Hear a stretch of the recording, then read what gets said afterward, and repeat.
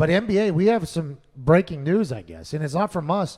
It's from the T. Ross podcast, Terrence Ross, who is currently a member of the Orlando Magic, who are 1-1 right now with the Milwaukee Bucks. I got a chance to join Terrence on his podcast the other night, the T. Ross podcast. He and his co-host, who they call Potsy, strictly because he was the only white guy on the team, and from Happy Days, the white guy's name was Potsy, I believe. So I don't know the guy's actual name, but it was a great conversation, good people, and I joked to Terrence about how short this offseason is going to be because I thought that was the plan for the NBA. Is like, hey, bubble's going to run until October-ish or September-ish. That's going to back up into the season, only a short off season. Then you get back into the next season. And he told me this. Let's get you guys a show, man. Let's do it. Let's do it. Now, Grant, what's the off season? Your off season is what, like 2 weeks this year?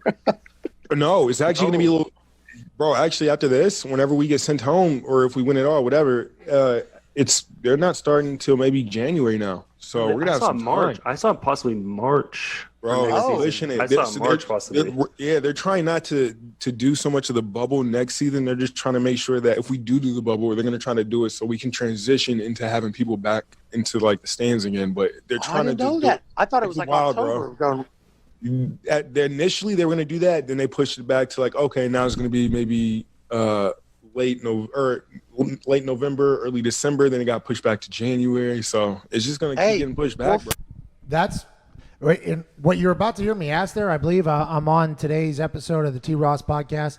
Good conversation, good basketball talk, good everything talk. I enjoy him when he comes on this show and on that show. I said, I think that's breaking news is what I said. And he was like, no, that's been out there or whatever. Then yesterday, Adam Silver, I believe it was breaking news. Adam Silver said that they're delaying the start of next season until at least December. Mm-hmm. Here we're here in January, maybe February or March.